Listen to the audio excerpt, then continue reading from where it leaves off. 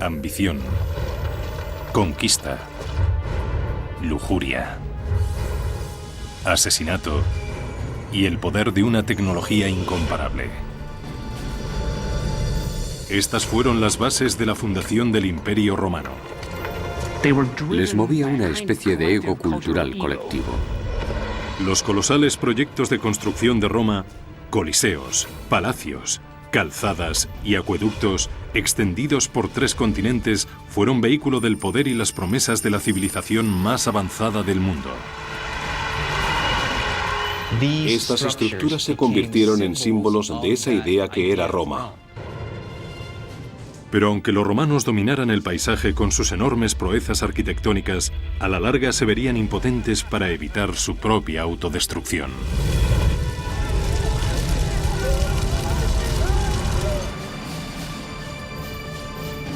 Roma, la construcción de un imperio, primera parte. 15 de marzo del año 44 a.C. El hombre más poderoso del mundo yace sin vida en el suelo del Senado romano. Como general prácticamente había doblado el tamaño del Imperio Romano. Como político maquinó un asombroso ascenso al poder. Pero ahora este guerrero marcado por la batalla ha sido asesinado en Roma y a manos de romanos. Su nombre era Cayo Julio César. El ascenso de César al poder se gestó por su deseo de conseguir el puesto más alto dentro del Estado romano. Parecía querer acaparar demasiado poder para sí mismo. No lo compartía con los demás, y esto fue lo que le llevó a ser asesinado.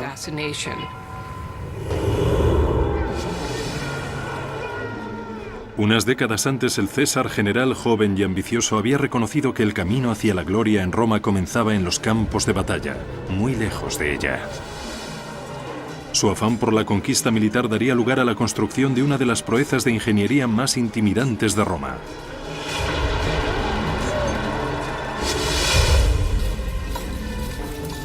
Año 55 a.C. Julio César dirige 8 legiones romanas, un total de 40.000 hombres por el norte a través de la Galia, una provincia romana que englobaba las actuales Francia, Bélgica y Suiza. Quiere ir a la Germania, a Alemania, y cruzar el Rin, porque ningún otro general lo ha hecho hasta el momento. Quiere ser un conquistador tan grande como Alejandro Magno y traspasar los límites de lo conocido. El río Rin se encuentra en el límite de lo conocido. Durante siglos ha sido una frontera natural que protegía a las tribus germánicas de la expansión romana. Ningún ejército había podido cruzarlo con las fuerzas necesarias como para realizar una conquista. Pero César no era como los demás guerreros. Podía haber ido en barco, pero ¿cómo iba a ir Julio César en un barco de remos? ¿Qué iba a hacer? ¿Poner a 8 legiones en un barco de remos e ir remando? No, tenían que cruzar marchando, tenían que llegar montados en caballo. Cruzar el Rin fue una nueva proeza de ingeniería por su alcance. El río tenía 300 metros de ancho, probablemente más, y entre 7 y 9 metros de profundidad, con corrientes impredecibles. César y sus ingenieros tenían que proyectar un puente que no solo fuera muy fuerte, sino también muy estable, y lo suficientemente grande como para que pudiera pasar por él una legión. El puente tendría que tener la longitud de 4 campos de fútbol y aguantar el peso de 40.000 soldados. A pesar de la anchura y profundidad del Rin y de sus fuertes corrientes, Julio César estaba empeñado en hacerlo. Cruzar un río de ese tamaño construyendo un puente es algo que te hace quedar muy bien con tu público en tu ciudad, pero desde luego es algo que te hace quedar aún mejor con el público que va a ver al otro lado del río y que se va a quedar de piedra cuando vean lo que estás haciendo. Con la velocidad y eficiencia de una máquina bien engrasada, los soldados de César van transformando metódicamente la madera de la zona en un puente. A cada hora que pasa, este milagro de la ingeniería se va acercando cada vez más a la difícil orilla norte del Rin. Es casi como si ahora tuviera que bajar una nave espacial del tamaño de, digamos, la mitad de Manhattan y fuera capaz de levantar edificios en el aire con alguna especie de dispositivo magnético. Sería algo que nos dejaría pasmados. No lo podríamos asimilar. Los cimientos del puente se construirían con una serie de pilares de madera clavados en el lecho del río. Cada pilar tenía medio metro de grosor. En la mitad del puente debían tener hasta 9 metros de altura para que llegaran hasta el fondo desde la superficie. Los ingenieros de César introdujeron los pilares en diagonal para dar más estabilidad al puente. Al clavar los pilares en ángulo y luego unirlos, hicieron en muchos sentidos lo que hacen los carpinteros al fabricar un caballete. Con las patas en ángulo utilizan las fuerzas para evitar que la corriente del río lo derribe y crear de esta forma un área de trabajo estable. La inclinación les proporciona mucha más resistencia contra la fuerza del río, las crecidas del río y todo lo demás. Aunque es mucho más difícil clavarlas en el fondo del río que si se trataran de pilares verticales. Tuvieron que trabajar con mucho cuidado usando estructuras de madera para clavarlas en el lecho del río. En el lado río arriba los pilares estaban inclinados en la dirección de la corriente. 12 metros corriente abajo los pilares correspondientes estaban inclinados contra corriente. Cada grupo de pilares estaba sujeto mediante una viga de unión de 60 centímetros de grosor. Luego se colocaron trozos de madera de un lado a otro de las vigas y se terminó la superficie con haces de palos firmemente enrollados. El diseño del puente en sí era innovador, pero lo más sorprendente de esta proeza de ingeniería fue la velocidad con la que se construyó. A los 10 días de ordenar su construcción, César cruzó marchando sobre su puente en dirección a su destino. Si intentáramos hacer eso hoy, no seríamos capaces de construir algo así en tan pocos días con este tipo de tecnología. Podríamos hacer algo comparable si contáramos con miles de esforzados soldados fieles y totalmente entregados a César y tuviéramos el objetivo de cruzar el río Rin para aterrorizar a los germanos que había al otro lado. César había estimado que el tamaño de las fuerzas germánicas sería de unos 430.000 soldados, más de 10 veces el tamaño de su propio ejército.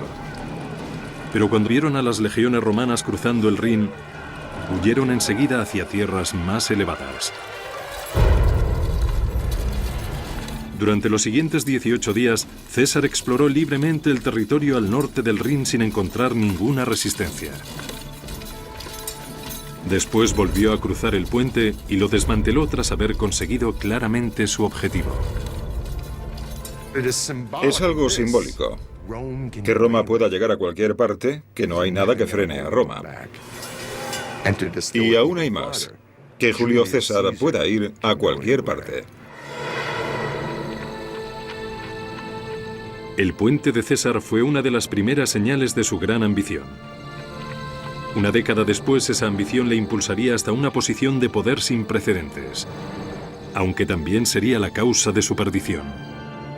Cuando fue declarado primer dictador de por vida a la edad de 55 años, en 44 a.C., ya se empezaba a hablar sobre su asesinato en secreto por los pasillos del Senado romano. Algunas de las cosas que hace sugiere que le gustaría que le adoraran como a un dios. Su ambición traspasaba de tal manera los límites de lo que los mismos romanos y sobre todo los senadores pensaban que era aceptable, que acabó siendo asesinado. En vida, Julio César alteró para siempre el paisaje político de Roma. En su muerte encarnaría tanto el potencial como el peligro que encierra el poder absoluto. Cuando asesinaron a César, no había ninguna garantía de nada, excepto de que Roma podía acabar deshaciéndose completamente. El reinado de César fue un punto de inflexión en la historia política de Roma. Su conquista de la Galia amplió poderosamente el alcance de la influencia de Roma. Su consolidación del poder marcó la muerte de la República Romana dirigida por senadores y cónsules elegidos democráticamente, y el nacimiento de un imperio en el que emperadores tiránicos podrían gobernar con absoluta autoridad. Algunos usarían su poder para construir asombrosas maravillas arquitectónicas. La vanidad, Los excesos y la ignorancia de otros llevarían al imperio al borde de la destrucción. A pesar de todo, Roma se convertiría en la civilización más poderosa y tecnológicamente avanzada que haya visto el mundo.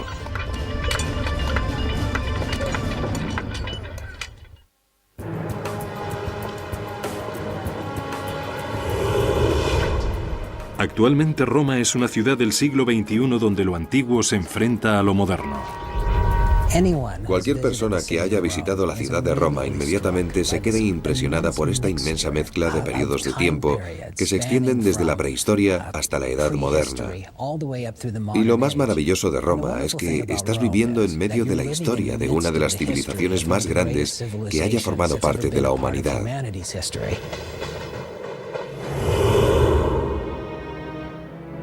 La leyenda romana dice que la ciudad fue fundada en el año 753 a.C.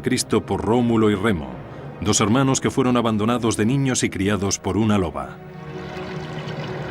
Los dos hermanos se propusieron construir su propia ciudad a orillas del río Tíber, pero su falta de acuerdo sobre quién la gobernaría acabaría en tragedia. Remo fue asesinado por Rómulo, de cuyo nombre proviene el de Roma. No sería la última vez en que llegaría un nuevo gobernador al poder derramando sangre. La verdad es que la guerra civil fue algo muy característico en el desarrollo del Estado romano. La historia y la tradición de Rómulo y Remo tiene su repercusión y se repite a lo largo de la historia de Roma. En un principio, Roma era uno de los innumerables pequeños reinos que buscaban el poder en Italia central. Pero a diferencia de muchos de sus vecinos que recelaban de forasteros, Roma era un refugio seguro para los extranjeros ambiciosos. Rómulo dijo: dado el hecho de que no tenemos nada de población, crearé un asilo. Crearé una zona libre para cualquiera, esclavos huidos, bandidos, piratas, quien sea, que vengan y participen en esta gran idea que es Roma. Esa fue una actitud muy especial. Por lo tanto, desde el principio, parece que los romanos eran muy abiertos. Esta apertura fomentó un intercambio libre de ideas, entre ellas teorías de ingeniería importadas de otras culturas. Al tomar prestada la tecnología de algunos vecinos como los etruscos, Roma expandió su poder a toda la región. Los romanos tenían una extraordinaria capacidad para aprovechar la tecnología del pasado y adaptarla a sus propios fines, refinándola y mejorándola. De los etruscos aprovecharon las tecnologías de construcción de calzadas, sistemas de movimientos de aguas, construcción de enormes y extraordinarias murallas y producción de cosas basadas en la tecnología etrusca. El primer gran éxito de ingeniería de la ciudad fue la Cloaca Máxima, un extenso sistema de alcantarillado que aún funciona hoy, 2500 años después de su construcción. La Cloaca Máxima recogía las aguas que corrían por las calles de Roma y las vertía en el río Tíber. Los ingenieros también utilizaron los conductos subterráneos del alcantarillado para drenar las tierras pantanosas entre los poblados situados en lo alto de las colinas de Roma. Allí construyeron el Foro, el antiguo distrito del centro de Roma. La construcción de la Cloaca Máxima, en mi opinión, es la clave para transformar Roma, y que pasara de ser una serie de tribus que viven en colinas dispares en torno a un pantano cenagoso, a ser una cultura centralizada y unificada. El nuevo foro romano resultante del drenaje conseguido a través de la Cloaca Máxima permitía que la cultura se consolidara en un lugar central. Mientras la cultura de Roma se iba consolidando, empezó a crecer la influencia que la ciudad tenía sobre sus vecinos.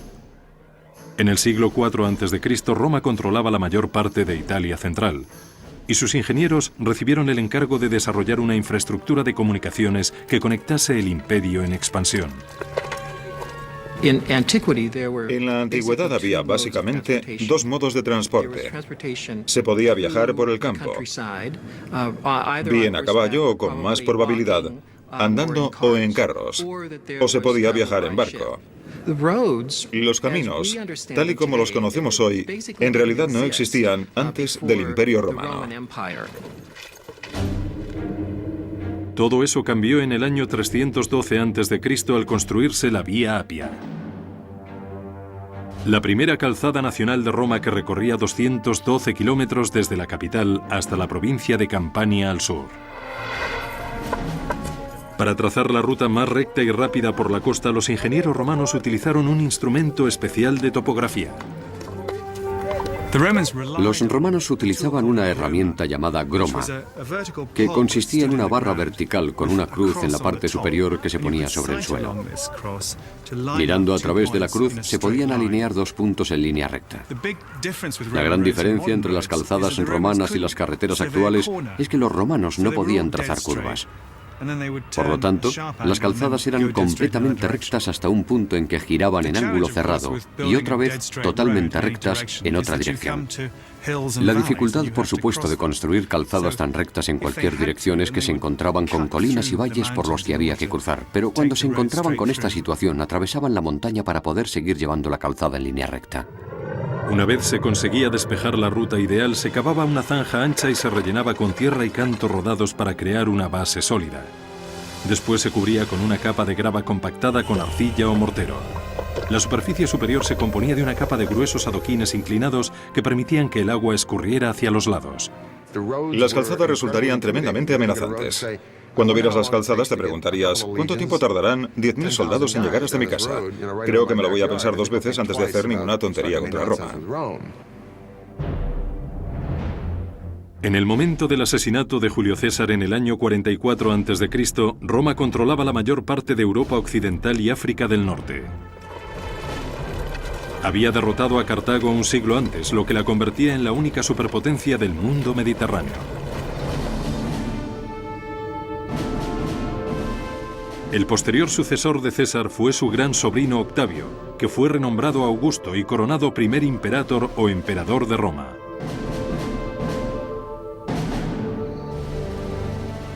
Con Augusto, la red de calzada romana se expandió hasta alcanzar los rincones más remotos del imperio. Una vez pavimentadas las calzadas, era el momento de crear nuevos destinos.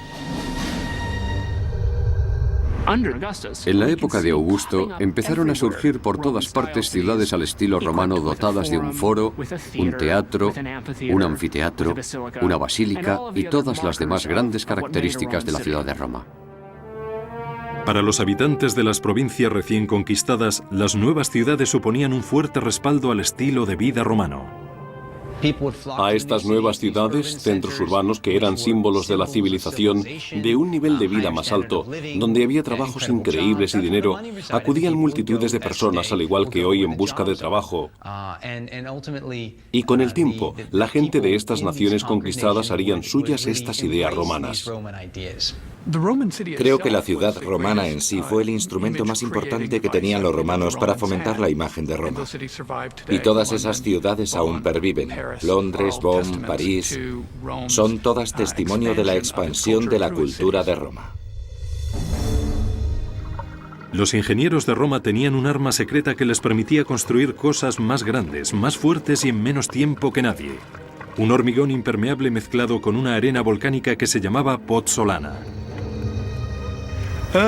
Al principio, el hormigón no era más que una simple cal, una mezcla de agua que, aunque se asentaba, no era muy fuerte. Y de hecho las partículas del primer hormigón se descomponían fácilmente. Pero en el hormigón romano, la arena pozzolana reaccionaba con la cal, resultando un hormigón muy parecido al hormigón actual, mucho más fuerte. Se dieron cuenta bastante pronto de que utilizando esta sustancia podían construir literalmente debajo del agua. Un invento extraordinario que les permitiría crear pilares enormes que podían resistir dentro del agua, revolucionando así las comunicaciones. Ahora, se podían construir puentes permanentes en lugar de puentes de madera. Durante la era de Augusto, este hormigón solidificó el dominio asfixiante de Roma sobre Europa occidental y sus constructores cambiaron el paisaje con monolitos enormes fabricados por el hombre. Uno en concreto revolucionaría la vida cotidiana en Roma durante los siglos venideros.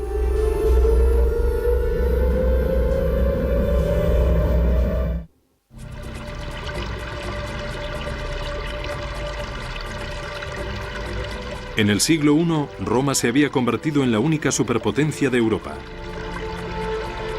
Pero al tiempo que expandían su imperio hacia el exterior, los romanos también estaban pendientes del interior y usaron sus conocimientos superiores de ingeniería para mejorar la calidad de vida dentro de las murallas de la capital. De todos los logros de ingeniería, ninguno cambió tanto la vida en Roma como el agua corriente. El sistema de distribución de las aguas en Roma supuso un salto espectacular respecto a todo lo que hubiera habido antes. En la capital, 11 acueductos llevaban un flujo continuo de agua fresca a sus ciudadanos. En total transportaban 750 millones de litros al día desde las montañas a kilómetros de distancia hasta la ciudad. Los acueductos revolucionaron la vida cotidiana de los ciudadanos romanos, pero no solo la de los jardines y las villas de los ricos o los palacios de los emperadores, sino la del ciudadano medio romano. Se disponía de tanta agua en la ciudad de Roma que con ella se podía abastecer a una enorme población. Los acueductos favorecieron el crecimiento de una nueva cultura urbana. Con el flujo constante de agua podían vivir en la capital hasta 1 millón de personas con toda comodidad e higiene. El agua de los acueductos es lo que limpia todo lo que ensucian los romanos y mantiene limpia la ciudad. Esa es otra razón por la que los romanos se creen que son superiores, porque son más limpios que los demás. Ningún emperador puede atribuirse el mérito por sí solo del éxito de los acueductos. Fueron construidos a lo largo de varios siglos. Pero sería el desfigurado y tartamudo emperador Claudio quien se podría decir que tuvo mayor influencia en la planificación del suministro de agua de Roma. Antes de llegar al poder, Claudio había sido el hazmerreír de la familia al que consideraban un inválido y procuraban evitar su aparición en público. Claudio era tartamudo. También se dice que tenía un poco de cojera y que no oía bien. Así que la verdad es que no sabían muy bien qué hacer con Claudio. A pesar de sus defectos, Claudio fue lo suficientemente astuto para hacerse con el poder cuando se le presentó una insólita oportunidad. En el año 41 la mayoría de la familia regente fue asesinada para vengar el sangriento régimen del sobrino de Claudio, Calígula. Pero a Claudio lo respetaron la vida tras encontrarle escondido tras una cortina. Con su vida pendiente de un hilo se las arregló para sobornar a la guardia pretoriana de Roma y que le proclamaran emperador a él. Este soborno tan oportuno cambiaría el curso de la historia de Roma. Cuando se convirtió en el emperador, parece ser que gobernó bien en muchos sentidos, al menos según nuestro criterio. Está claro que no era ningún estúpido. Durante el reinado de Claudio, el imperio avanzó sorprendentemente en varios aspectos. En la frontera, sus legiones conquistaron la Britania, algo en lo que hasta Julio César había fracasado. Y en el interior construyó 2 importantes acueductos, el de Aqua Claudia y el de Annio Novus, que incrementaron de forma espectacular el volumen de flujo de agua que llegaba a Roma.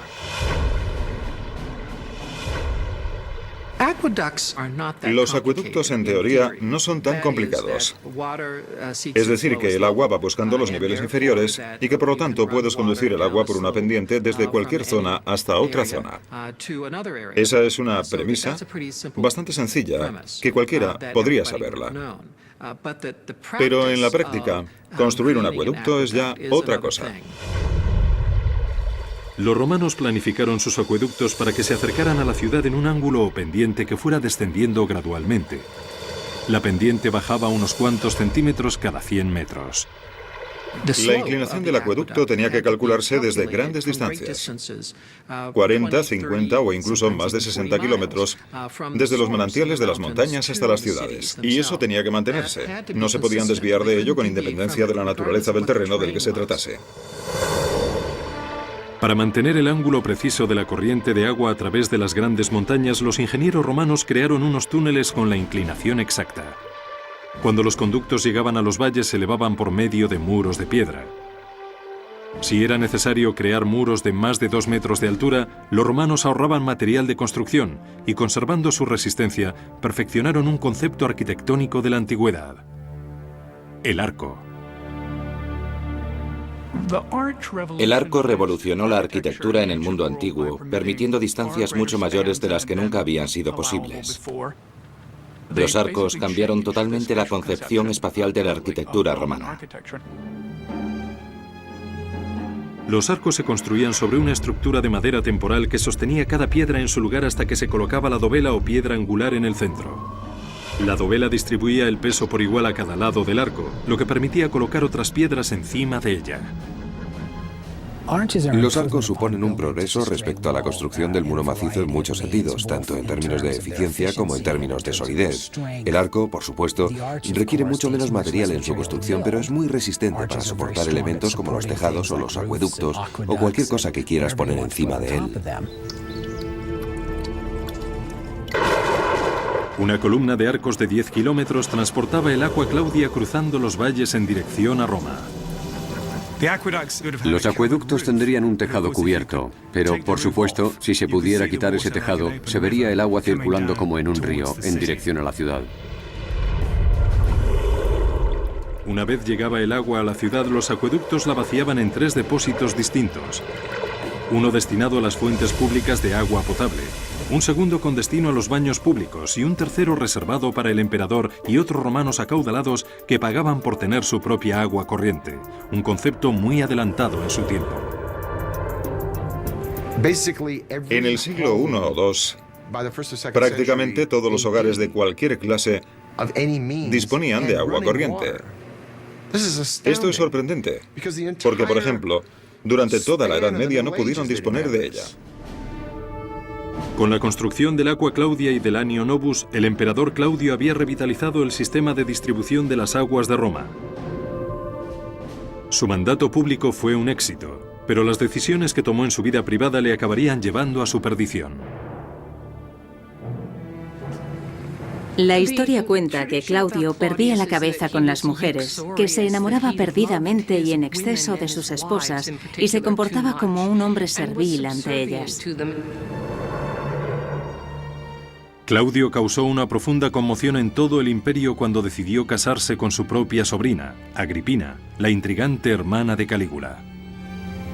Agripina provenía de un linaje de mujeres ambiciosas, populares y poderosas. Era en cierto modo como la Cleopatra de su época. Era decidida, era orgullosa y era ambiciosa. Era terriblemente ambiciosa. Después de haber estado rodeada de emperadores durante toda su vida, Agripina deseaba saborear el poder ella misma.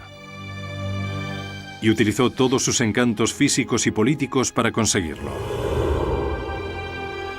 Y una vez más, el ya envejecido Claudio cayó en sus redes. Utilizó a su único hijo como medio para perpetuarse en el poder.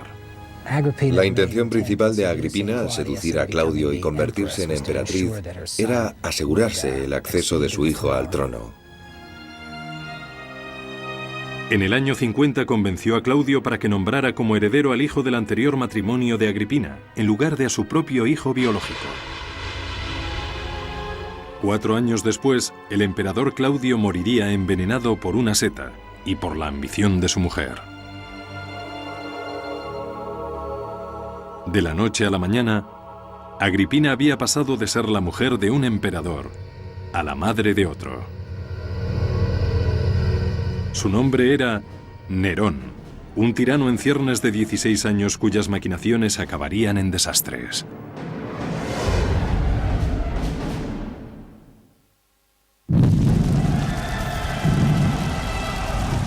Año 64. Un pequeño incendio se propaga hasta provocar un infierno de una semana de duración que reduce a cenizas enormes franjas de Roma y deja a miles de personas sin hogar vagando por las calles. El incendio del año 64 fue uno de los fuegos más devastadores que haya vivido Roma. Se ha dicho que de las 14 regiones de Roma, al menos 10 se vieron afectadas. Algunas de ellas quedaron completamente destruidas. Debió morir un número enorme de personas en medio del pánico, asfixiadas por el humo o quemadas.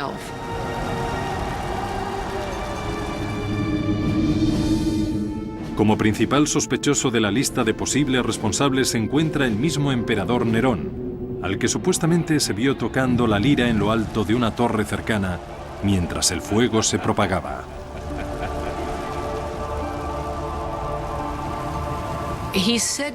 Se dice que contemplaba el fuego como si se tratara de un espectáculo y que fue a la torre de Mecenas y recitó la caída de Troya. Lo que nos cuenta la tradición es que Nerón estaba tocando música mientras ardía Roma. Sus actos tras el incendio fueron igual de incriminatorios. Nerón confiscó una tercera parte de la ciudad arrasada por el fuego para pasarla a su propiedad privada.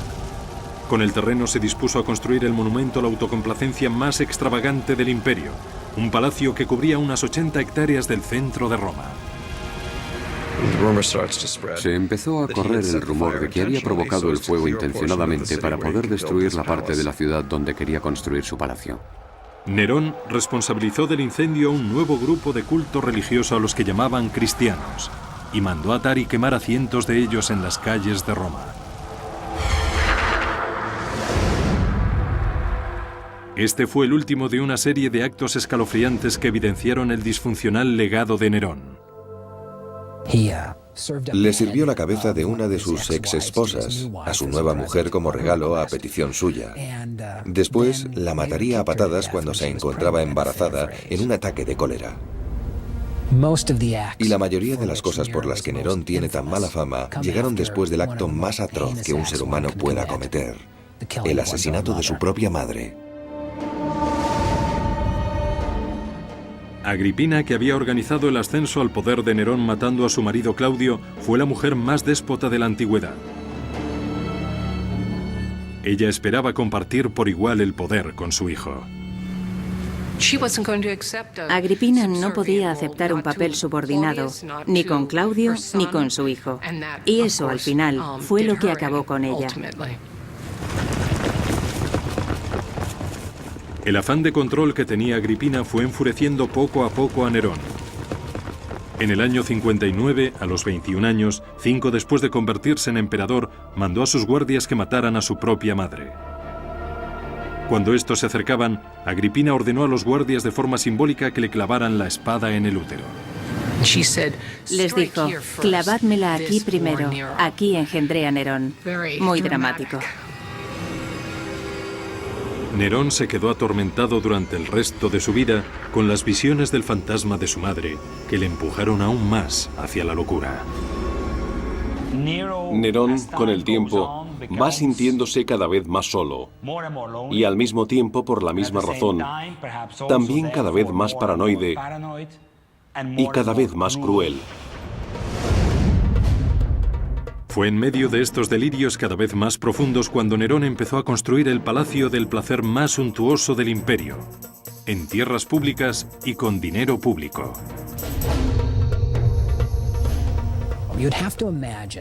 Tendríamos que imaginarnos algo como que todo Central Park en Nueva York se convirtiera en la propiedad privada y palacio personal de Bill Gates. Era una zona en el corazón de la ciudad donde tenían sus casas las personas, algunas de ellas ricas, que pertenecían a la ciudad. Fue algo escandaloso. Nerón exprimió a las provincias hasta dejarlas secas para conseguir los fondos necesarios. Incluso en Roma exigió dinero a los ricos. Tenían que legarles sus propiedades y luego los asesinaban. Debió ser una época y un lugar terrible para los que les tocó vivirlo. El hogar dorado de Nerón se construyó probablemente con el sufrimiento y el sudor de la mano de obra esclava. En la antigua Roma la esclavitud era una práctica común y aceptable. 1 de cada 3 personas que vivían en la ciudad eran esclavas. Los logros de Roma serían impensables sin la mano de obra esclava. La mano de obra esclava era, en parte, lo que generaba los beneficios necesarios para mantener y expandir el imperio. No hay duda de que la mano de obra esclava fue también muy importante para la construcción de estos grandes proyectos que de verdad definieron la esencia de la Roma imperial. El nuevo palacio de Nerón reflejaría su concepto divino de sí mismo. Estaba diseñado como si fuera una gran villa junto al mar, pero en el corazón de la ciudad. Viñedos, jardines y pastos para animales salvajes cubrirían lo que una vez habían sido cruces de caminos en el centro de Roma. En medio del recinto se construiría un lago y un pabellón con pasadizos cubiertos de más de 1,5 kilómetros de longitud. Una de las alas de ese pabellón de 150 habitaciones aún sigue en pie actualmente enterrada bajo la Roma moderna. Su interior hundido nos muestra la maestría de los romanos en otra de sus innovaciones. El techo abovedado. Una bóveda no es ni más ni menos que un arco que ha sido ampliado a lo largo de su eje. Cuando ya has construido una vez esa estructura y tienes un arco, mueves la estructura y repites la operación, y así tienes una amplia bóveda, una forma muy eficiente de construcción de los romanos. Cuando se terminó el Domus Aurea en solo 4 años, el emperador Nerón exclamó: «Por fin puedo empezar a vivir en una casa digna de un ser humano».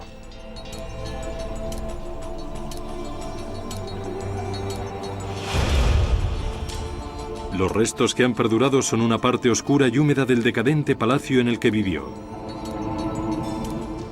Estas cámaras de ladrillo y hormigón estuvieron en su día adornadas con oro y recubiertas con coloridos frescos y piedras preciosas de valor incalculable. En el techo había incrustadas piedras preciosas y semipreciosas. Allí había lapislázuli, cristal de roca, cristal rosa, que habían puesto allí simplemente para captar la luz.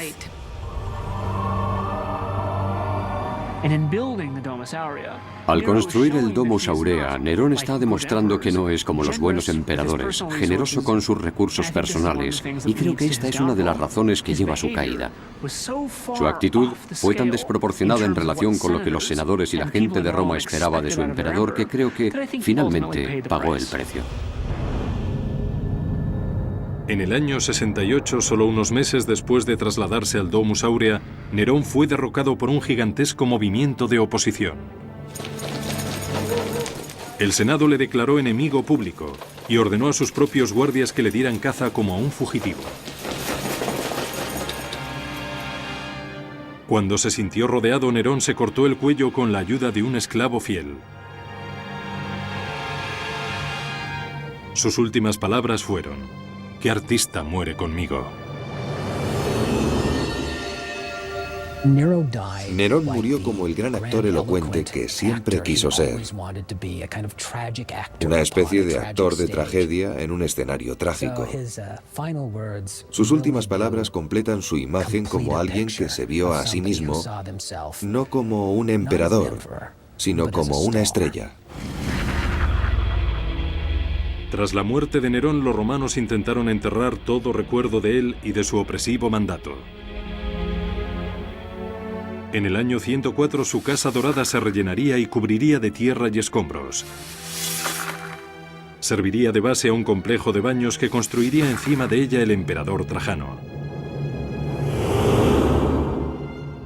Durante los 1300 años siguientes permanecería enterrada y olvidada junto a una ciudad en continuo cambio.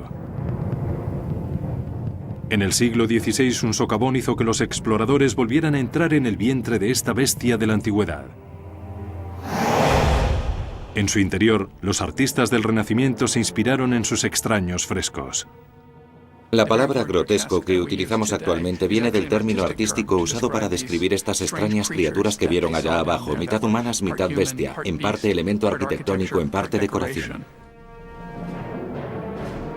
El Domus Aurea es un testimonio perdurable del escalofriante mandato de Nerón, echado a perder por la locura, el asesinato en masa y la más extrema autocomplacencia.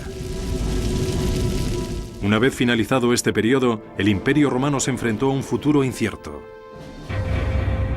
Todos los emperadores, desde Julio César hasta Nerón, habían descendido de un único linaje.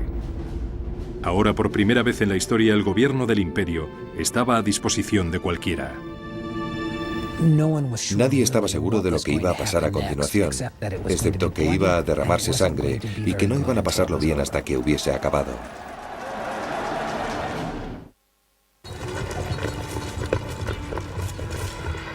Año 69. El emperador Nerón yace muerto tras haberse quitado él mismo la vida. Por primera vez desde el asesinato de Julio César, Roma se queda sin un heredero al trono.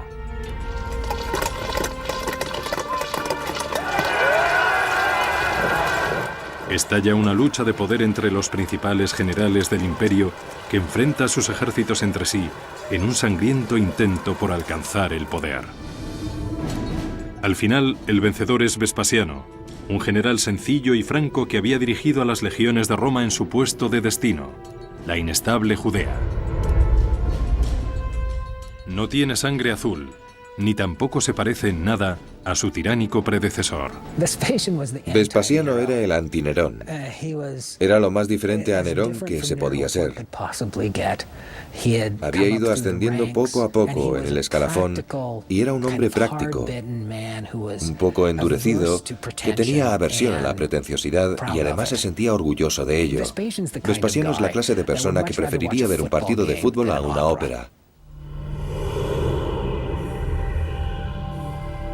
A diferencia de Nerón, que explotó los conocimientos de sus ingenieros para sus propios vanidosos proyectos colosales, Vespasiano pondría las grandes mentes arquitectónicas de Roma al servicio del pueblo. Empezaría por vaciar el enorme lago que Nerón había construido en los jardines de su palacio. En su lugar, levantaría la maravilla de ingeniería más famosa de Roma, un lugar en el que se podía canalizar todo el caos que había consumido a la ciudad. Se llamaría el Anfiteatro Flavio, aunque se conoce más por el nombre de Coliseo. Lo que quería decir Vespasiano con esto fue: estoy cogiendo un espacio que era solo para el uso privado de un mal emperador, y ahora estoy transformando ese área en un espacio público que será utilizado para que toda la gente de Roma pueda disfrutarlo. Esta fue una forma de propaganda muy audaz.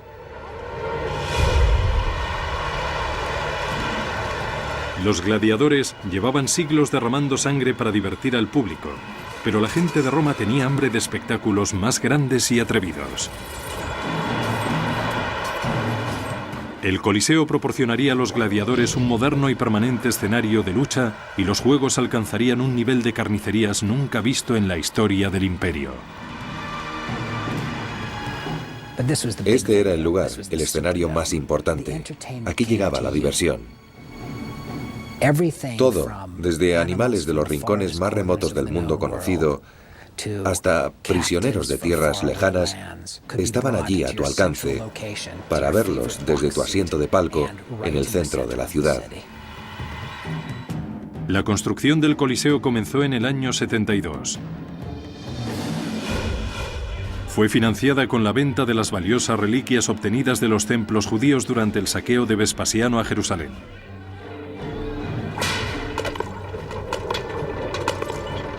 De esa campaña se trajeron a 12.000 prisioneros judíos para construir el anfiteatro.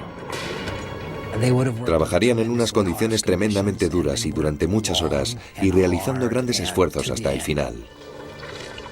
Utilizaron más de 6.000 toneladas de hormigón y arrastraron bloques enormes de travertino desde una cantera a más de 30 kilómetros de distancia.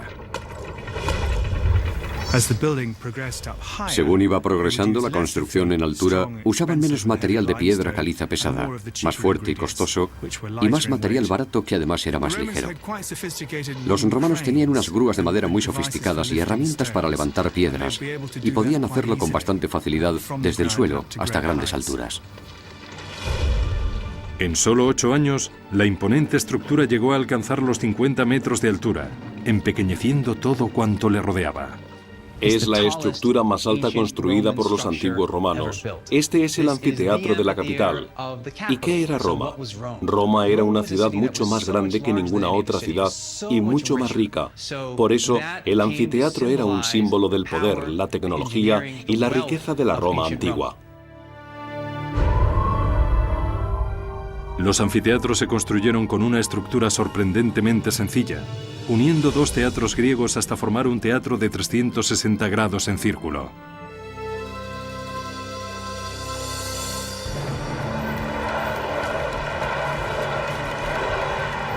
El Coliseo estableció un nuevo estándar en el diseño de anfiteatros romanos. Contenía una compleja red de pasillos y escaleras que permitían la entrada y salida de 70.000 romanos en un tiempo récord.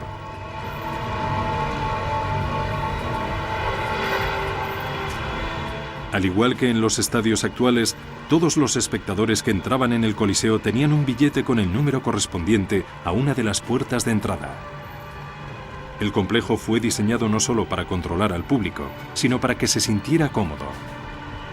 Disponía de 110 fuentes de agua potable y 2 servicios del tamaño de una casa entera.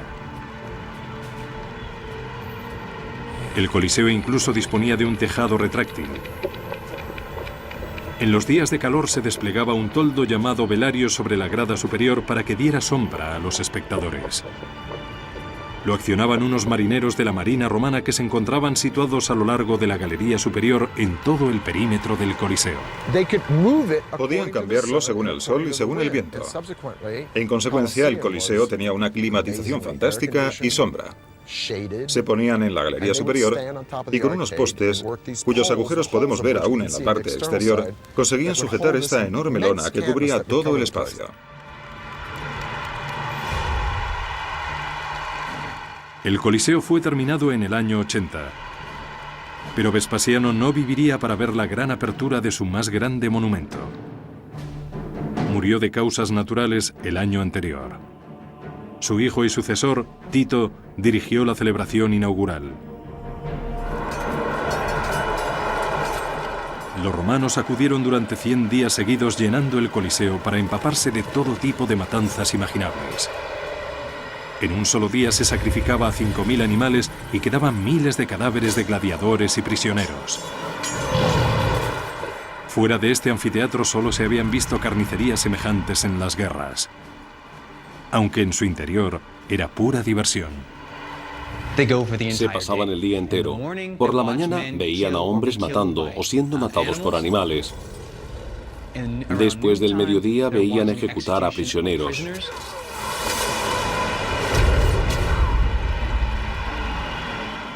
Y finalmente por las tardes el acontecimiento principal, el equivalente a la hora de máxima audiencia de la televisión, dejaban lo mejor para el final, los gladiadores, hombres contra hombres. Las luchas de gladiadores eran la gran atracción del Coliseo, pero no siempre eran el acontecimiento principal. Varios escritores antiguos describen batallas navales recreadas en directo, en el mismo coso, con barcos de guerra y en agua. Habría sido totalmente posible que desviaran agua de uno de los acueductos y la llevaran al Coliseo con el fin de inundar el coso de agua hasta una pequeña profundidad. Tenemos evidencias a través de estudios recientes del Coliseo que revelan que había muchos canales de agua para inundar la infraestructura del Coliseo. Por lo tanto, sí, fue posible y sí lo hicieron. Cristiano Ranieri es el primer arqueólogo moderno que explora el laberinto de canales de agua que había bajo el Coliseo. Él cree haber encontrado pruebas concluyentes de un sistema de cañerías que se utilizaba para inundar el coso con el fin de celebrar batallas navales. Bajo el suelo del Coliseo hemos encontrado algunos túneles muy antiguos, incluso más antiguos que el Coliseo, que datan de la época de Nerón, por lo tanto contemporáneos al Domus Aurea.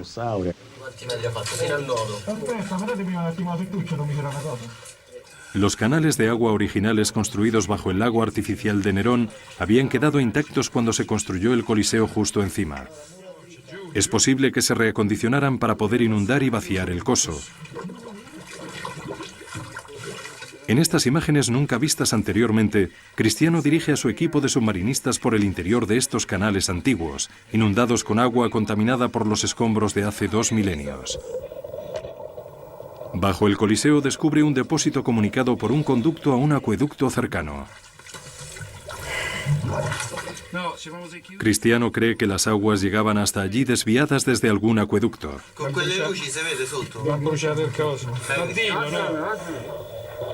También encuentra indicios de las tuberías de drenaje que estaban conectadas al sistema de alcantarillado de la ciudad y que se utilizarían para vaciar el agua del coso en el río Tíber. Era todo un sistema de cañerías. En algunas ocasiones los túneles se utilizaban para inundar el coso del Coliseo para crear escenas de batallas navales. Las batallas navales del Coliseo fueron un asombroso triunfo de la ingeniería, pero resultaron ser una moda fugaz en el anfiteatro más famoso del mundo. En menos de una década se abandonaron estas inundaciones para acometer una renovación que revolucionaría los Juegos.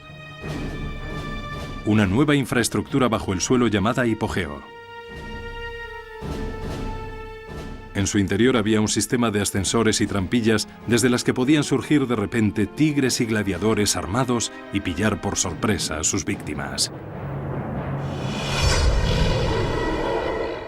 Aunque el verdadero espectáculo se producía aquí en el coso, la espina dorsal, el sistema central y verdadero soporte del Coliseo estaba ahí abajo, en el hipogeo. Allí había fosos de leones, jaulas con animales salvajes a los que azuzaban, gladiadores que afilaban sus espadas y se preparaban para morir, criminales condenados en jaulas.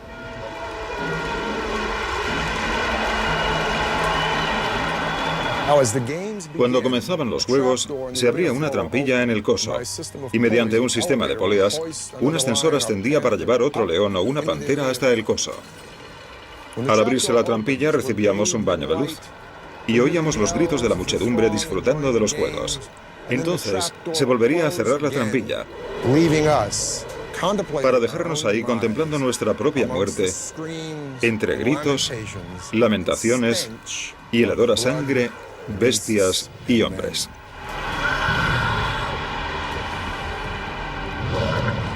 Violentos, sangrientos, explotadores, apasionantes. Los Juegos del Coliseo eran lo último en espectáculos en Roma, y todos los que entraban allí se quedaban impresionados por la extraordinaria capacidad de ingeniería de la civilización más avanzada del mundo. Tras una década de fuerza y estabilidad con Vespasiano, esa civilización estaba alcanzando el momento álgido de su poder. Y su siguiente generación de gobernantes usarían ese poder para construir milagros fabricados por el hombre siempre más grandes y más audaces.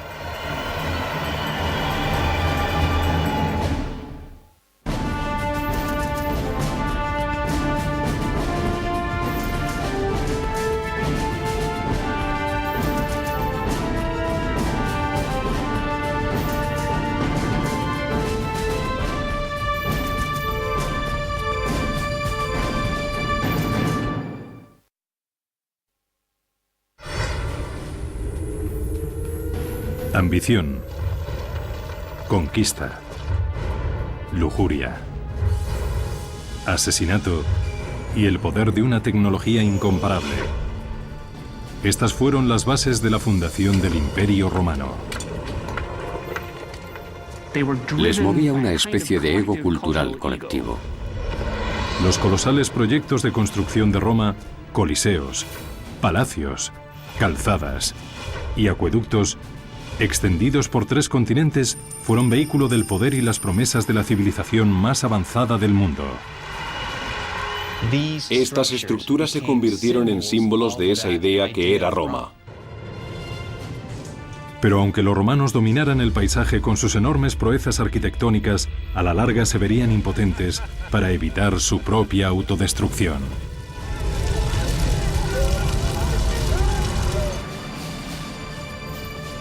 Roma, la construcción de un imperio, segunda parte.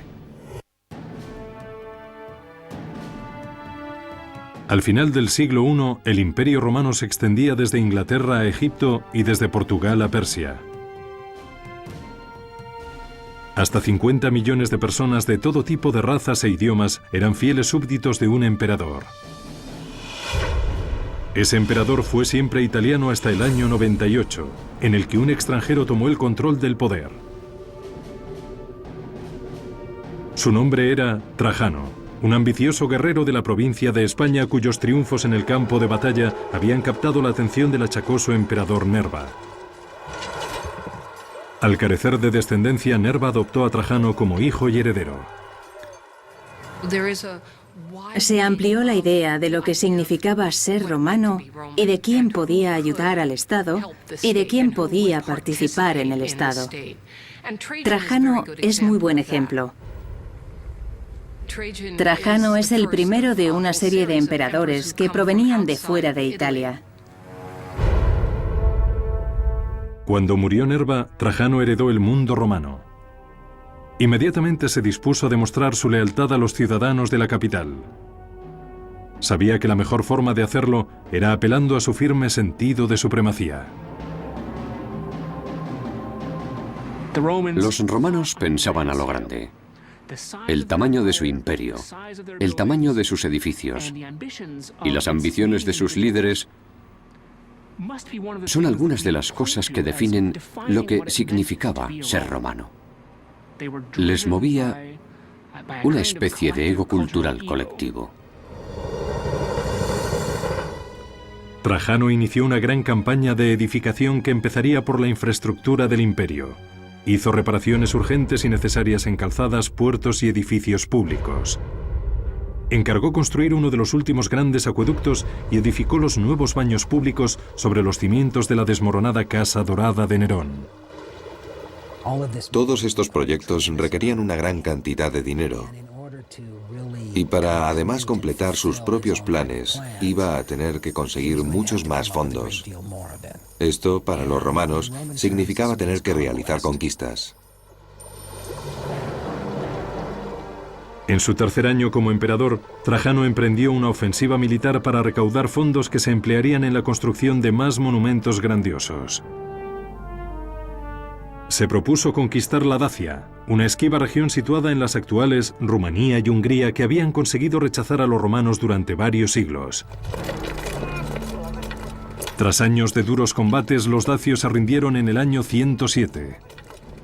El emperador conquistador saqueó cientos de toneladas de oro y de plata de su nueva provincia.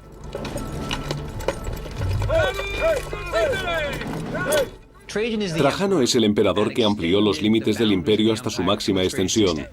Trajano llevó el imperio hasta su límite y con ello consiguió más dinero, más bienes, más botines que ningún otro emperador. Eso significaba que iba a tener mucho dinero a su disposición.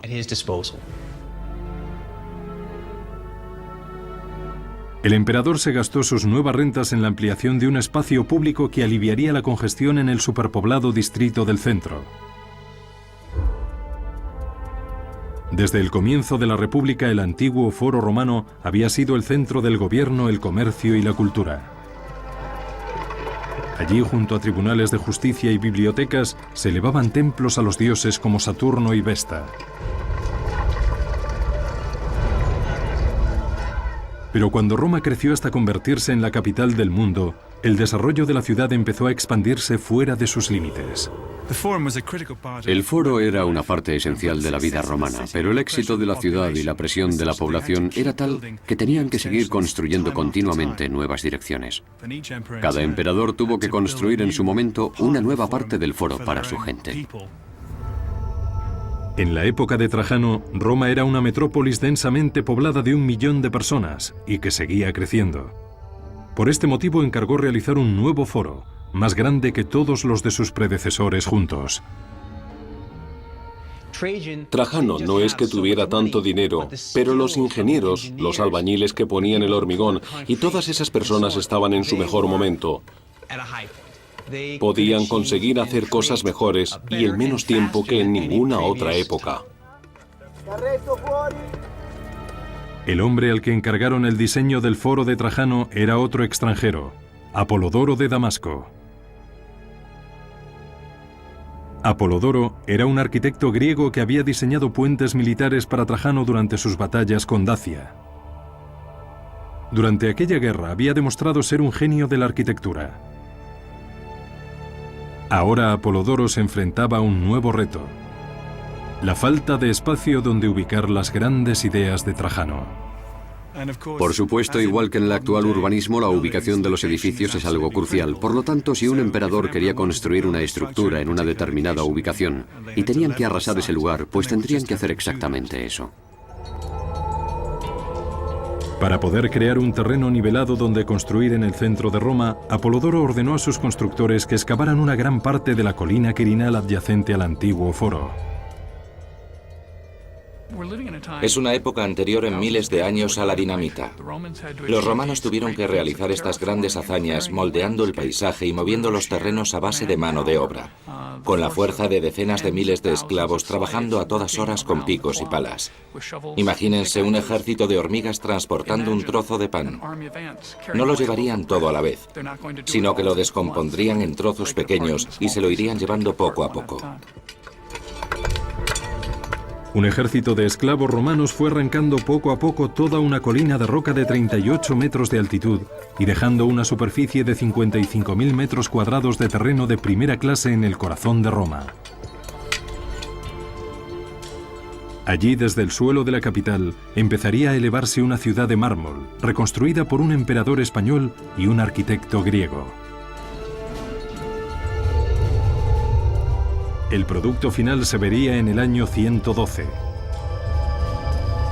El Foro de Trajano fue una magnífica red de mármol de bibliotecas griegas y latinas, estatuas colosales, una enorme piazza central y una basílica de 2 plantas donde se hacían las leyes y procesaban las demandas.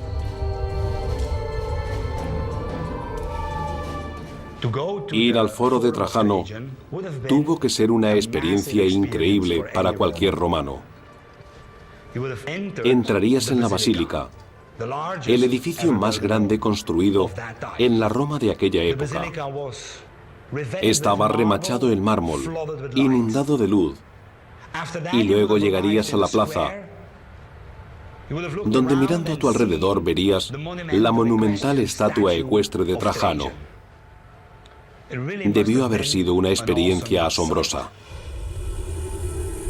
La pieza central del foro era una columna de mármol de 38 metros que se elevaba sobre todas las nuevas edificaciones. Esta columna aún sigue hoy en pie. Tiene un relieve esculpido en espiral alrededor de toda su superficie que cuenta la historia de la invasión de Trajano a Dacia. Trajano aparece continuamente en ella, siempre involucrado en todos los aspectos de la campaña, desde su planificación inicial hasta la conquista final. Y así, la columna sirve como una especie de película de propaganda. La altura exacta de la columna tiene un significado más sutil. La altura de la columna de Trajano, 30 metros, más la base y la estatua en lo alto, marcaban la altura de la colina quirinal que fue excavada para crear el foro en ese mismo lugar. Por lo tanto, se convierte en una referencia no solamente de las batallas de Trajano, sino también de las batallas de Apolodoro para mover la tierra y crear este espacio urbano monumental. El foro de Trajano se mantuvo en pie durante 700 años, pero la mayor parte de él quedó reducido a escombros por un terremoto en el siglo IX. Pero ha sobrevivido una sección que no deja lugar a dudas sobre su imponente escala. Un enorme complejo conocido como el Mercado de Trajano. Apolodoro apuntaló la cara del acantilado de 38 metros que había creado, colocando junto a él un centro comercial romano de 6 plantas. Con gran ingenio, a los 3 primeros niveles les dio forma de hemiciclo, una estructura semicircular con grandes corredores en curva llenos de escaparates. Los mercados sirvieron para reforzar la parte de la colina que se había excavado, y probablemente no fuera casualidad el que emplearan esa forma cóncava que aumentaría la resistencia contra la colina. De nuevo, es la forma de un arco tumbado sobre un lado lo que se usa para aguantar la presión de la colina adyacente. Sobre el hemiciclo se elevaban 3 niveles más con unidades que variaban desde pequeñas tiendas a grandes salas de 3 alturas. El mercado de Trajano tenía más de 150 escaparates en donde se vendía desde calzado hasta arte.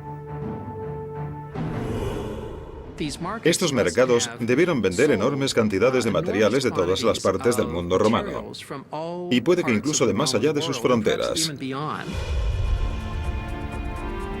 Aunque la élite de la ciudad tenía un paraíso de lujos junto al foro de Trajano, el mercado estaba diseñado para convertirse en una calle principal para toda la plebe. El mercado y el foro representan dos lados de la cultura romana. La opulencia del foro, las columnas a la entrada, los adornos dorados, representaban un centro formidable y formal para la ciudad. Y junto a esto, la construcción del mercado en ladrillo, muy común en la ciudad, estaba pensada para que los ciudadanos romanos hicieran allí su vida cotidiana. Las hazañas de ingeniería de Trajano en el interior y sus conquistas en el exterior le convirtieron en uno de los emperadores más populares de la historia de Roma. Al final de su mandato, en el año 117, el imperio había alcanzado su mayor dimensión, extendiéndose por el Oriente Medio hasta el Golfo Pérsico. Pero al sucesor de Trajano se le presentaba el problema de tener que defender un territorio aún mayor. Para dar estabilidad a las fronteras del imperio, el siguiente emperador de Roma construiría una enorme barricada que protegiera el mundo romano de los bárbaros del exterior.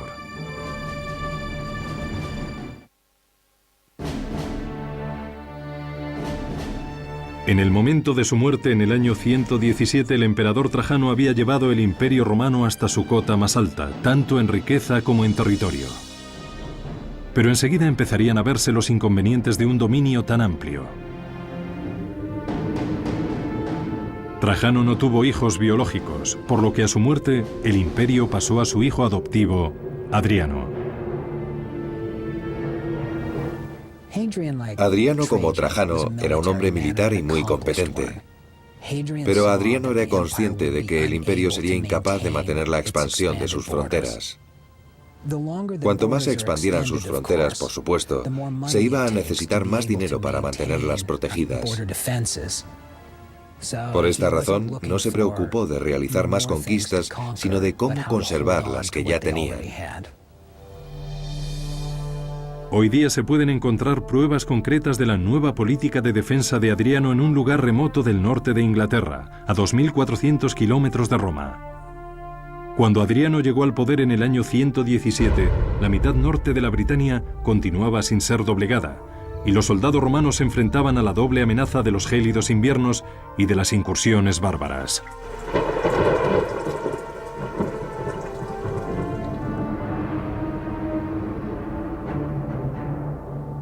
Por ello, en el año 122, Adriano realizó una visita personal a la línea del frente.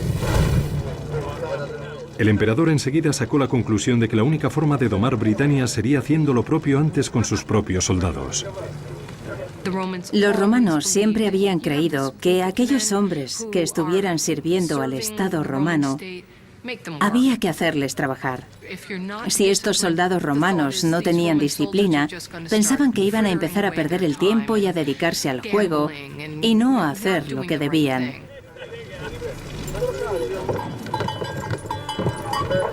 Adriano puso sus legiones a trabajar en la fortificación más ambiciosa que hubiera concebido un romano. Una imponente muralla defensiva de 117 kilómetros de lado a lado del país. Actualmente los hurtos practicados a lo largo de la historia han reducido el muro de Adriano a sus cimientos. Pero en su tiempo tenía 4,5 metros de altura con parapetos que se elevaban otros 2 metros más por encima. En su base cavaron una zanja de casi 3 metros, con lo que se obligaba a los posibles invasores a escalar 9 metros antes de enfrentarse a las legiones romanas que se encontrarían al otro lado. Y si los invasores conseguían de milagro traspasar la muralla y salvar a los guardias romanos, aún les quedaba un último obstáculo que frenaría su avance: el Balum, una zanja de 36 metros de ancha cavada tras el muro de costa a costa. El muro de Adriano suponía tanto una barrera psicológica como física. Su fachada monstruosa e interminable servía como inquietante recuerdo del indiscutible dominio de Roma. En cierto sentido, se puede comparar el muro de Adriano al muro de Berlín. Esto es, una muralla pensada tanto para mantener alejada a la gente de fuera como para no dejar salir a la gente de dentro y evitar así una especie de mezcla que pudiera descontrolarse. La Gran Muralla de Adriano sería la mayor fortificación de piedra construida en el mundo romano, aún más desafiante y efectiva al elevarse sobre el accidentado terreno del norte de la Britania. Los ingenieros situaron la muralla en los lugares más estratégicos posibles. Muchas veces corre a lo largo del borde de un acantilado o justo por encima de una caída que da al lado norte. En principio, la geología natural del paisaje les ayudaría a que su estructura defensiva resultara aún mayor. El principal problema con esto, desde el punto de vista de los ingenieros, debió ser la dificultad de llevar los materiales hasta el lugar de construcción del muro.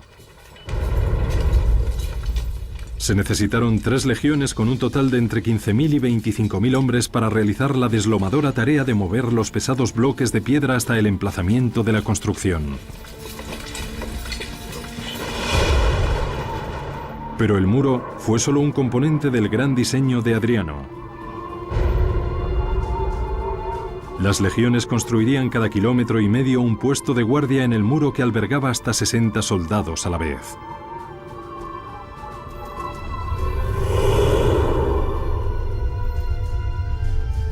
Entre cada puesto había 2 torres de vigilancia más pequeñas con centinelas que observarían desde allí la zona fronteriza.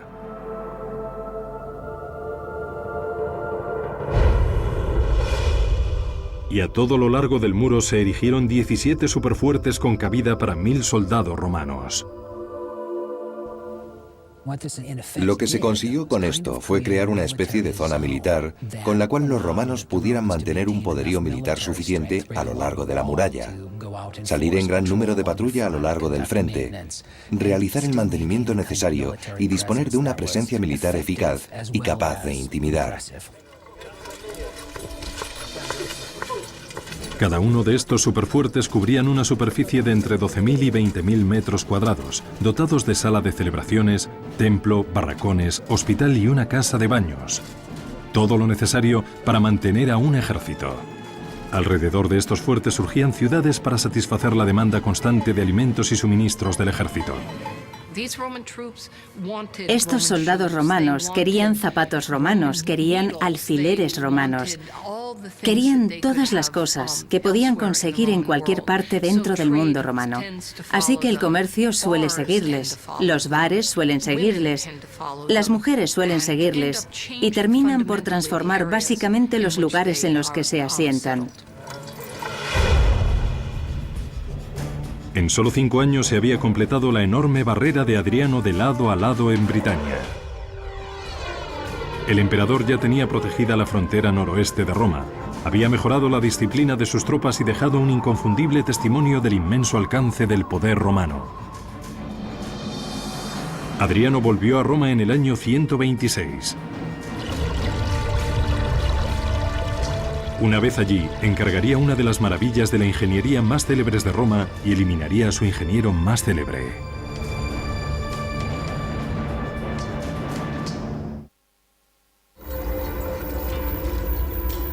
En el año 126, el emperador Adriano volvió a Roma tras un viaje de inspección militar de 5 años de duración en la frontera romana.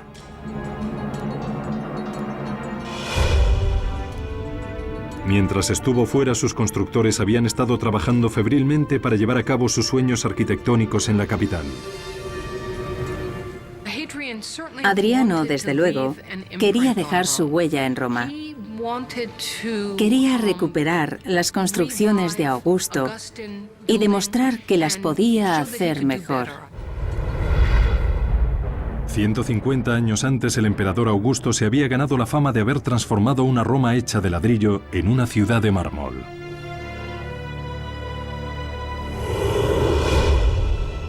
Adriano quería que su legado arquitectónico fuera igual de memorable, y la joya de la corona de ese legado tendría una relación directa con el reinado de su legendario predecesor. Poco después de convertirse en emperador, se propuso reconstruir un templo incendiado que databa de la época de Augusto. Sobre los escombros de las viejas ruinas, encargó construir su más famosa estructura, el Panteón. Un templo majestuoso en honor a los dioses romanos. Se podría decir que el Panteón es la estructura más asombrosa que hayan construido los romanos. ¿Por qué? Por su rotonda. La rotonda, un enorme espacio interior coronado por una espléndida cúpula, era el corazón dentro del diseño del Panteón.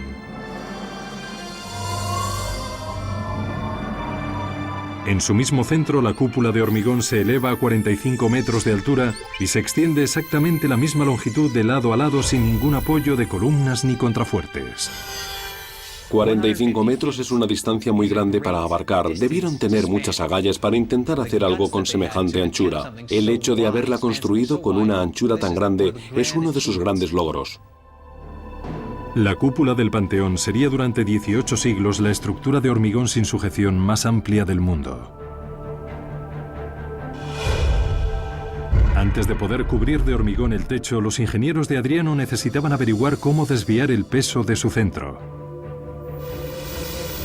De lo contrario, cuando retiraran la estructura de madera que sujetaba el techo, las 3.000 toneladas de hormigón se desmoronarían por su propio peso. Actualmente, cuando construimos con hormigón, introducimos unos cables de acero de tensión que soportan la mitad de la carga del hormigón. Los romanos no podían hacer esto, por lo tanto, la cúpula del Panteón hacía una presión constante externa hacia su base. Los ingenieros del Panteón desarrollaron varias soluciones extremas para asegurarse de que su techo y la reputación del emperador no se vinieran abajo. En primer lugar, construyeron unos muros sólidos de 6 metros de grosor que sirvieran de buena base para el techo. Utilizaron los muros verticales de los lados como sostén para soportar el peso de la cúpula que ejercía presión hacia afuera. Utilizaron los muros como contrafuerte de la cúpula. Después, según ascendía el techo hacia su cima, mezclaron materiales más ligeros con el cemento y fueron echando progresivamente capas cada vez más ligeras. El hormigón romano, como el actual, se hacía con una mezcla, normalmente de piedras, que se unían con el cemento. En la cúpula del Panteón, los romanos usaron una técnica común en aquella época, que consistía en introducir jarros huecos dentro del hormigón para desplazar parte del hormigón y aligerar así la carga. Para que el techo fuera aún más ligero, los constructores moldearon unos paneles en forma de nicho llamados artesones, que servían para dos ingeniosos fines. Estos cofres tienen, obviamente, un fin estético. Es decir, permiten que se decore la superficie interior de la cúpula, pero al mismo tiempo sirven para reducir la cantidad de hormigón necesaria para crear la cúpula. Otra modificación realizada para reducir el peso pasaría a ser la característica más distintiva del Panteón: el oculus, un agujero de 9 metros de diámetro en el centro del techo. El oculus libera a la cúpula de tener que soportar la tensión del pesado hormigón en su punto más débil. Además, ilumina el interior como el sol a la tierra. Imagínense que estuvieran en la antigüedad y nunca hubieran entrado en un espacio semejante, porque nunca se había construido un espacio interior así. Y sintieran el aspecto religioso de esta construcción, puesto que se había levantado en honor de todos los dioses. Los ingenieros del Panteón se esforzaron por conseguir la perfección, y casi la consiguieron. Solo hay un misterioso error en el diseño que aún sigue desconcertando a todos hoy día. El pórtico frontal del Panteón, con la columnata de acceso al interior, es aproximadamente 3 metros más corto y no conecta con la rotonda en el punto donde debería. El por qué no se utilizaron columnas de 15 metros en lugar de las de 12 que hay allí sigue siendo materia de especulación. ¿Se hundirían en el Mediterráneo? ¿Serían incapaces los romanos de conseguir las piedras a tiempo para que Adriano inaugurara el edificio? No podemos estar seguros. El Panteón ha sido durante siglos un desconcertante enigma para los ingenieros. Pero la forma en que fue construido es solo una parte del rompecabezas. El mayor misterio sigue siendo el de quién fue su diseñador. No queda ningún documento en el que se revele la identidad del arquitecto, aunque se especula con que pudo ser el mismo emperador Adriano.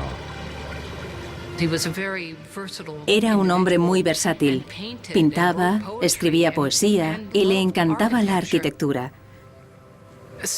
De las otras construcciones de Adriano, muchas fueron cúpulas, por lo que en mi opinión Adriano debió intervenir en el diseño. Otro posible candidato es Apolodoro de Damasco, el genio que había detrás del foro construido por el antecesor de Adriano, Trajano. Apolodoro desconfiaba de los conocimientos arquitectónicos de Adriano y, demostrando gran valor, lo declaró públicamente. Hubo un momento en el que Apolodoro le espetó a Adriano con desprecio: «Vete a diseñar tus cúpulas, calabaza». Adriano llegaría a un punto en el que le irritarían tanto las críticas de Apolodoro sobre sus diseños que le mandaría a suicidarse.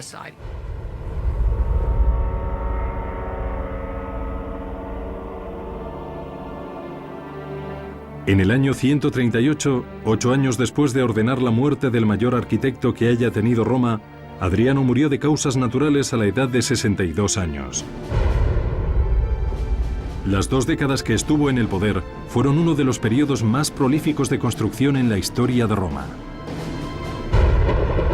En el momento de su muerte, había puertos, templos, puentes y basílicas con su nombre en cada rincón del imperio.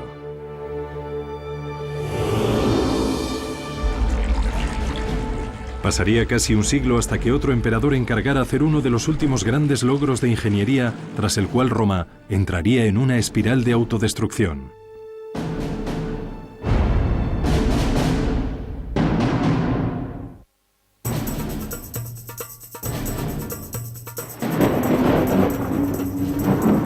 En las décadas siguientes a la muerte de Adriano, el Imperio Romano siguió siendo la fuerza dominante en Europa, el norte de África y Oriente Medio. Sus emperadores mantuvieron una autoridad absoluta, sus ejércitos permanecieron invencibles y sus arquitectos continuaron inspirando un temor reverencial.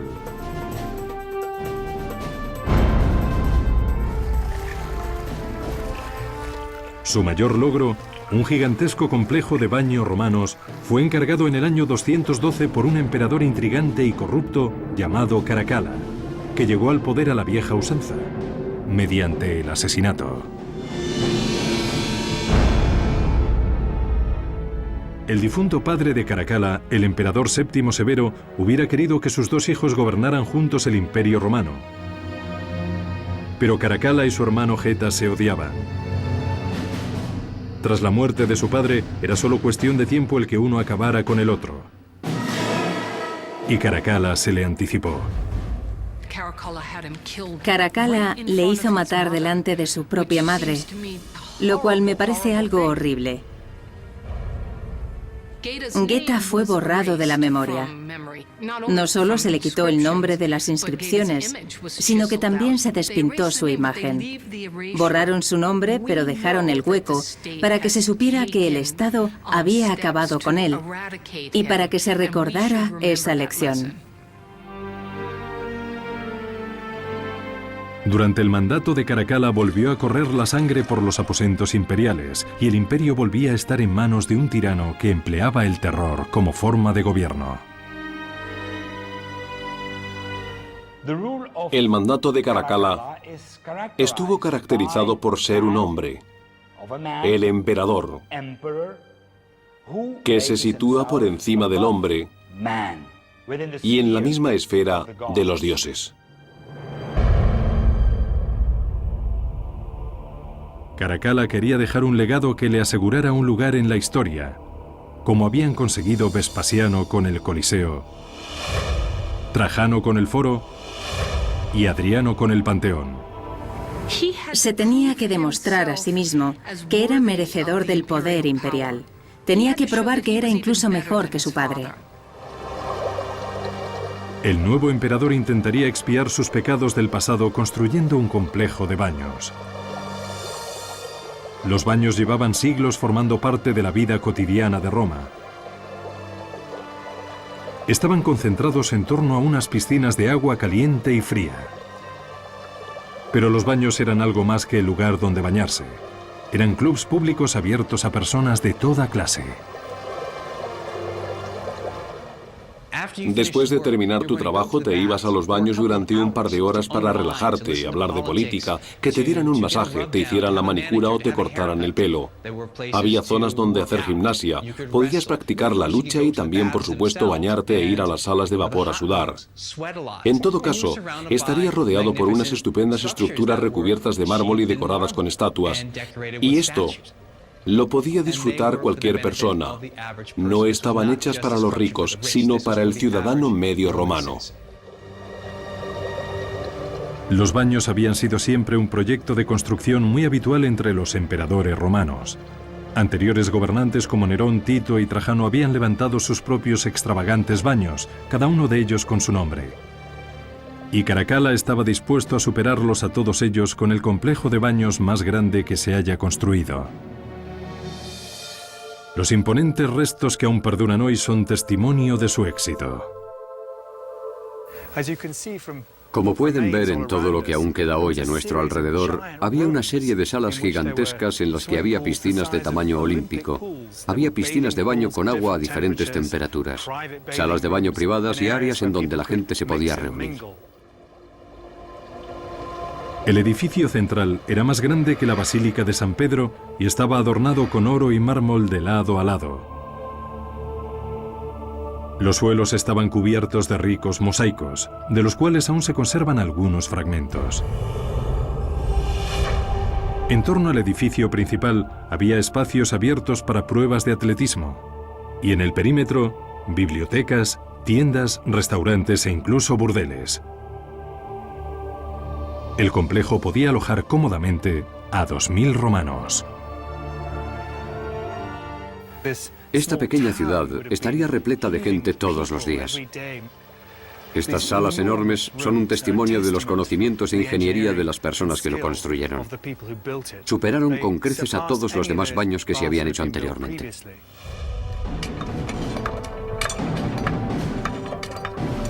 Los trabajadores de Caracalla tuvieron que esforzarse al máximo para terminar los baños rápidamente. Para construir unas instalaciones de baños tan grandiosas en solo 5 años, debió haber entre 5 y 10.000 personas trabajando a diario durante los 5 años seguidos. Lo construido por encima del suelo no era más que la mitad de la historia. Por debajo del complejo había un túnel con un canal de agua traída desde un acueducto cercano y que descargaba en los baños casi 20 millones de litros de agua fresca cada día. La destinada a las piscinas de agua caliente se desviaba previamente hacia los 50 hornos de leña que había construidos directamente bajo el suelo. Este suelo dividía literalmente el mundo de los ciudadanos romanos ricos del infierno de trabajadores y esclavos que se encontraban en los hornos atizando los fuegos y ahogándose con el humo, los gases y todo lo demás. Aquí arriba, en estas cámaras tan elegantemente decoradas con mármoles y mosaicos y techos de azulejos, se debía estar como en un paraíso. Los baños de Caracalla abrieron en el año 216. Fueron uno de los últimos grandes logros de ingeniería de Roma que combinaba todos los conocimientos que los romanos habían perfeccionado a lo largo de los siglos. En un complejo de baños como el de Caracalla, se reúnen muchas de las grandes conquistas romanas en ingeniería: la fabricación de ladrillos, la mampostería, la importación de mármol, la larga tradición de los romanos en la construcción de sistemas de aguas, acueductos, también sistemas de desagües y alcantarillado. Por otra parte, la larga experiencia en el uso del hormigón, que les permite crear grandes espacios y cubrirlos con bóvedas y cúpulas enormes. Los baños de Caracalla fueron un éxito asombroso, pero no se puede decir lo mismo de su mandato. A pesar de que su proyecto favorito estaba forzando al límite la economía romana, Caracalla siguió provocando una hemorragia de fondos con las costosas invasiones de Partia y Armenia, regiones orientales que llevaban un siglo sin estar bajo el control de Roma, desde la época de Trajano. Al igual que Trajano, Caracalla esperaba cimentar su legado mediante la conquista, pero le esperaría un destino diferente. En el año 217, tras 6 años de mandato caracterizados por la crueldad y la intimidación, Caracalla fue pasado a cuchillo por sus propios guardias durante una campaña militar en Oriente.